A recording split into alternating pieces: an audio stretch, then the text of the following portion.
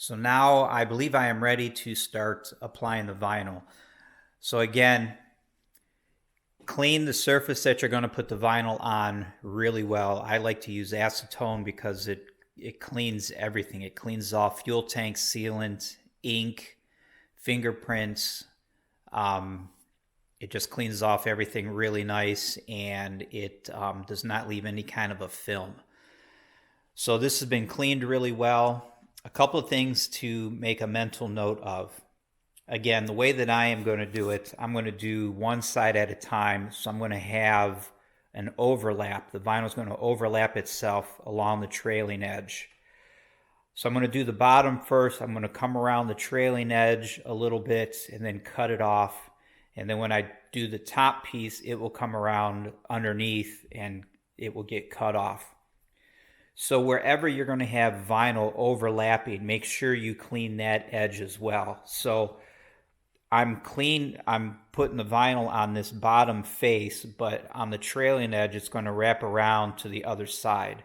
So that area on the other side is also nice and clean.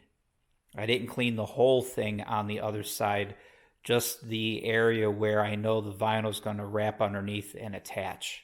So anywhere you need to do any kind of a wraparound, make sure you get that surface clean as well. So this has been cleaned. You can see that I've got a clean sheet over top of everything. So there's no debris on the sheet. Nothing can get from the sheet onto the surface because the sheet itself is nice and clean. You want to keep your clean area, if you will, separate from wherever you do your grinding and things of that nature. So once I get done with this wrap, I'll flip it over, I'll clean the other side, and I'll wrap it. And then I'll take this sheet off. I'll bring up the next piece, do my dirty work, clean everything really well, and put the clean sheet back on to do the vinyl. So just keep the area clean when it's time to do the actual wrapping.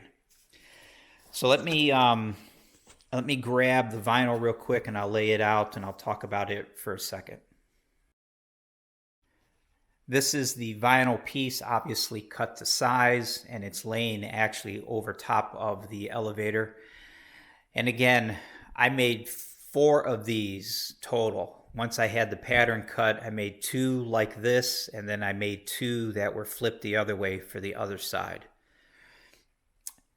And now I'm ready to do the application. A couple of things I want to talk about the vinyl itself. This particular vinyl, this is a Vivid brand, Ultra Gloss White. This particular vinyl has a very thin, they call it a cap. It's a very thin protective film that's over top of the actual color.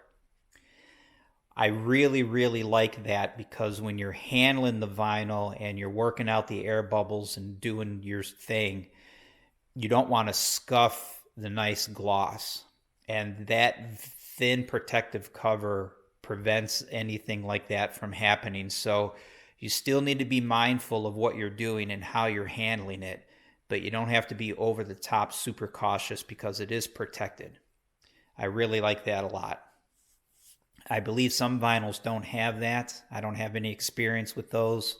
Again, this is the only vinyl work that I've done, and the protective cap I think is excellent. The other thing is when you're handling these pieces, you want to make absolutely sure that you don't crease it, because if you put a hard crease in the vinyl, that will not come out. When you put it down and you try to work that crease out, it will not work out. So when you're handling these pieces, be sure not to put a hard crease in them. Also, when you're actually doing the work, make sure that you do not crease it, because again, those creases will not come out.